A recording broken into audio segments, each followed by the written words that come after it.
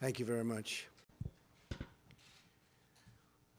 Today I'm pleased to welcome President Abbas to the White House for his first visit to Washington in quite a while. Almost 24 years ago, it was on these grounds that President Abbas stood with a courageous peacemaker, then Israeli Prime Minister Yitzhak Rabin. Here at the White House, President Abbas signed a declaration of principles, very important, which laid the foundation for peace between the Israelis and Palestinians. The President and Mr. President, you signed your name to the first Israeli-Palestinian peace agreement. You remember that well, right? And I want to support you in being the Palestinian leader who signs his name to the final and most important peace agreement that brings safety, stability, prosperity to both peoples and to the region. I'm committed to working with Israel and the Palestinians to reach an agreement, but any agreement cannot be imposed by the United States or by any other nation. The Palestinians and Israelis must work together to reach an agreement that allows both peoples to live, worship, and thrive and prosper in peace. And I will do whatever is necessary to facilitate the agreement, to mediate, to arbitrate, anything they'd like to do. But I would love to be a mediator or an arbitrator or a facilitator, and we will get this done. Peace also means defeating ISIS and other terrorist groups. These groups are a threat to all people who cherish human life. I know President Abbas has spoken out against ISIS and other terrorist groups, and we must continue to build our partnership with the Palestinian security forces to counter and defeat terrorism. I also applaud the Palestinian Authority's continued security coordination with Israel. They get along unbelievably well. I had meetings, and at these meetings I was actually very impressed and somewhat surprised at how well they get along. They work together beautifully. But there can be no lasting peace unless the Palestinian leaders speak in a unified voice against incitement to violate and violence and hate. There's such hatred, but hopefully there won't be such hatred for very long. All children of God must be taught to value and respect human life and condemn all of those who target the innocent. As part of our efforts to move forward toward peace today, we will also discuss my administration's effort to help unlock the potential of the Palestinian people through new economic opportunities. Lastly, I want to note the positive ongoing partnership between the United States and the Palestinians on a range of issues: private sector development and job creation, regional security, counterterrorism, and the rule of law, all of which are essential to moving forward toward peace. I welcome President Abbas here today as a demonstration of that partnership, that very special partnership that we all need to make it all work.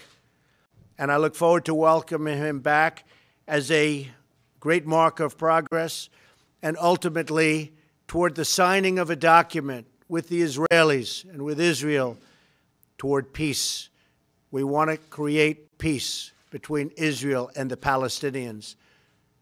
We will get it done. We will be working so hard to get it done. It's been a long time, but we will be working diligently. And I think there's a very, very good chance, and I think you feel the same way. Mr. President, thank you very much. بسم الله الرحمن الرحيم. فخامة الرئيس دونالد ترامب، أشكركم على دعوتكم الكريمة وحفاوة الاستقبال، وأتطلع إلى العمل مع سيادتكم للتوصل إلى هدفنا المشترك بتحقيق صفقة السلام التاريخية. Mr. President, Your Excellency, I would like to thank you for this honorable invitation to come and meet with you, and I look much forward to working with you in order to come to that deal, to that historical agreement, historic deal to bring about peace. خيارنا سيادة الرئيس الاستراتيجي الوحيد هو أن نحقق مبدأ الدولتين، دولة فلسطين بعاصمتها القدس الشرقية لتعيش بأمن وسلام واستقرار إلى جانب دولة إسرائيل على حدود 1967. Mr. President, our strategic option, our strategic choice is to bring about peace based on the vision of the two-state, a Palestinian state with its capital of East Jerusalem that lives in peace and stability with the state of Israel based on the borders of 1967. إن تحقيق السلام الشامل والعادل على أساس حل الدولتين يعطي دفعة قوية لتحقيق مبادرة السلام العربية ويعزز التحالف الإقليمي والدولي لمحاربة وهزيمة التطرف والإرهاب وبخاصة داعش الإجرامية التي لا تمت إلى ديننا الحليف بأية صلة، ويتيح الفرصة لأن تقوم الدول العربية والإسلامية بإقامة علاقات طبيعية مع إسرائيل، وهذا بالضبط ما حددته القمم العربية والتي كان آخرها قمة الأردن قبل أسابيع.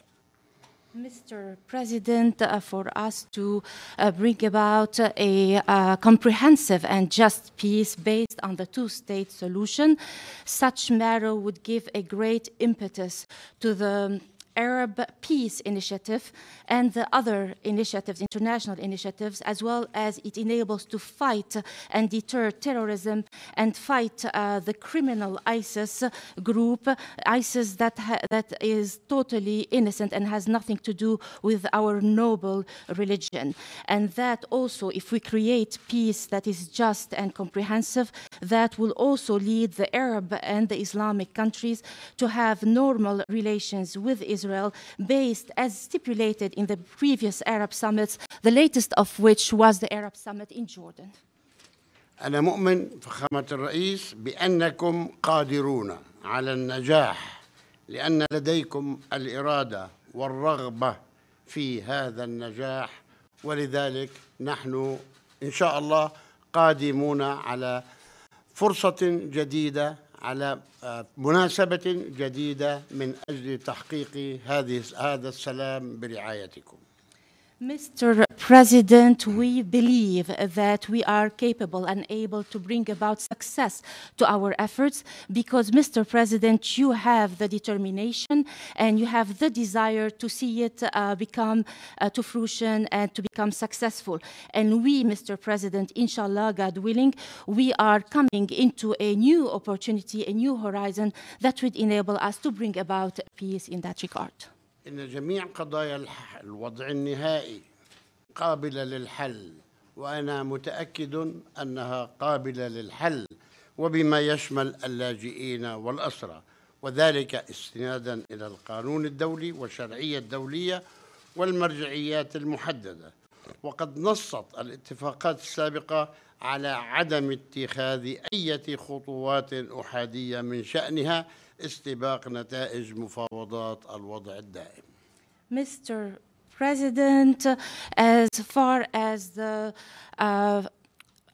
a permanent solution, we believe that this is possible and able to be resolved. I am firmly believing that this is possibly, we are able to resolve it, and in that, I also believe that we will be able to resolve the issue of the refugees and the issue of the prisoners. According to the international law, according to the terms of the international law, the international legitimacy, and the various relevant references and terms of reference in that regard, and based on what is stipulated in the previous treaties and agreements, that no unilateral steps must be taken to get ahead of the agreement and discussing those issues. لقد آن الأوان أن تنهي إسرائيل احتلالها لأرضنا وشعبنا. بعد 50 سنة من الاحتلال نحن الشعب الوحيد الذي بقي في هذا العالم تحت الاحتلال، ولذلك نريد أن نحصل على حريتنا وعلى كرامتنا وعلى حقنا في تقرير المصير، وأن تعترف إسرائيل بدولة فلسطين كما نحن نعترف بدولة إسرائيل. Mr. President, it's about time for Israel to end its occupation of our people and of our land. After 50 years, we are the only remaining people in the world that still live under occupation.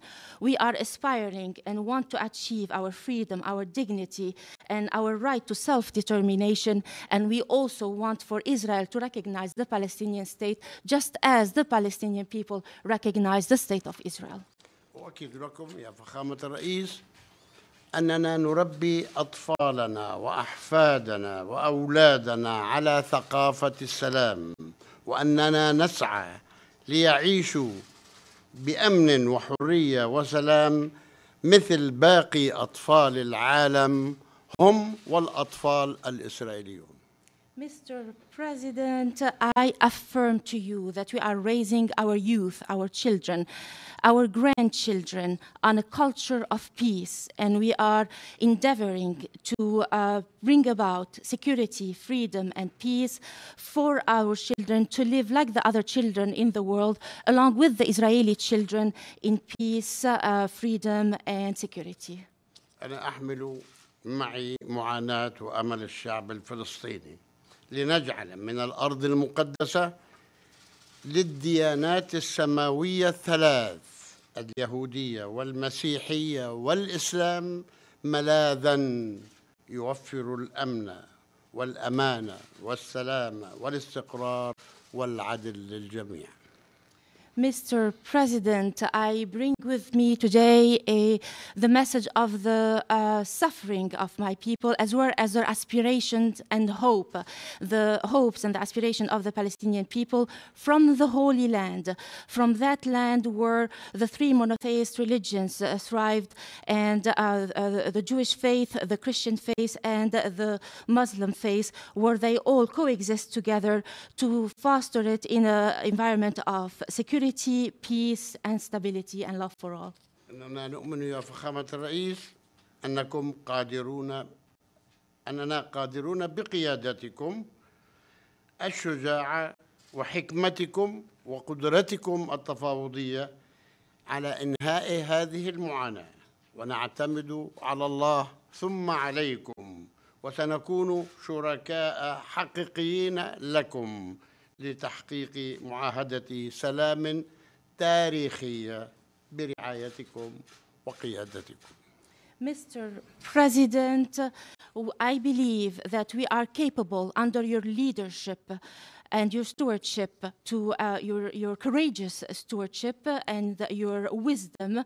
We are, and as well as your great negotiating ability, I believe with the grace of God and with all of your effort, we believe that we can we can be partners, true partners to you, to bring about a historic peace treaty under your stewardship to bring about peace. Now, Mr. President, with you we have hope.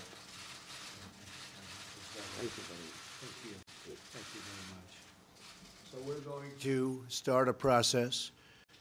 We've spoken to Bibi Netanyahu. We've spoken to many of the great Israeli leaders. We've spoken with many of your great representatives. Many of them are here today for lunch with us. We'll start a process which hopefully will lead to peace. Over the course of my lifetime, I've always heard that perhaps the toughest deal to make is the deal between the Israelis and the Palestinians. Let's see if we can prove them wrong. Okay? Okay. Good. Thank you. Thank you very much, everybody. Thank you. Thank you.